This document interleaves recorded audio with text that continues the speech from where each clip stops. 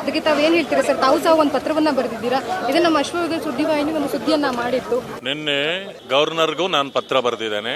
ಇದು ಹಗಲು ದರೋಡೆ, ಸರ್ಕಾರದ ಹಗಲು ದರೋಡೆ. ಪಿತ್ರಾರ್ಜಿತ ಆಸ್ತಿಗಳು ತಲತಲಾಂತರಗಳಿಂದ ಸಂಪಾದನೆ ಮಾಡಿ ಅನುಭವಿಸ್ತಾ ಇರ್ತಕ್ಕಂಥದ್ರಲ್ಲಿ ಭಾಗ ಮಾಡ್ಬೇಕಂದ್ರೆ ನಿಮಗೂ ಭಾಗ ಕೊಡ್ಬೇಕು ಅಂತಂತಂದ್ರೆ ಎಂತ ಇದು ಅಂದ್ರೆ ಭೂಪ್ರೇಮ, ಭೂಪುತ್ರನಿಗೆ ಭೂಪ್ರೇಮ ಎಷ್ಟಿದೆ ಅನ್ನೋದು ಇದರಲ್ಲಿ ಗೊತ್ತಾಗುತ್ತೆ. ಎಲ್ಲ ಕಾಂಗ್ರೆಸ್ನಲ್ಲಿ ಎಲ್ಲಾನು ಭೂಮಿ ಪುತ್ರರಾಗ್ಬಿಟ್ಟಿದ್ದಾರೆ. ಅವರಿಗೆ ಭೂಮಿನೇ ಬೇಕು. ಯಾಕೆಂತಂದ್ರೆ ಸೊ ಅದು ಬಿಟ್ಟು ಅವ್ರ ಜೀವನ ಮಾಡೋಂತ ಪರಿಸ್ಥಿತಿಯಲ್ಲಿಲ್ಲ.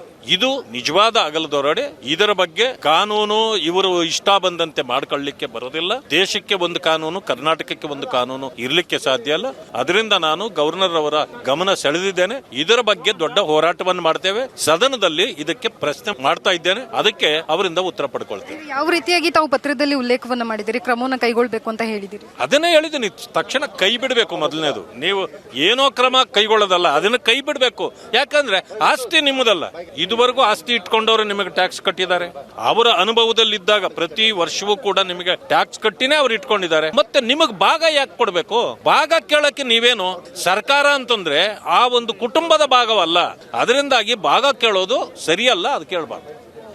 ಸೊ ನೋಡಿದ್ರಲ್ಲ, ಇದಿಷ್ಟು ಚಲವಾದಿ ನಾರಾಯಣ ಸ್ವಾಮಿ ಅವರ ಮಾತಾಗಿರುವಂತದ್ದು. ಕ್ಯಾಮ್ರಾ ಪರ್ಸನ್ ವಿಕಾಸ್ ಜೊತೆ ಲಕ್ಷ್ಮೀ ಬಾಗಲಕೋಟೆ, ಅಶ್ವಯುಗ ನ್ಯೂಸ್, ಬೆಂಗಳೂರು.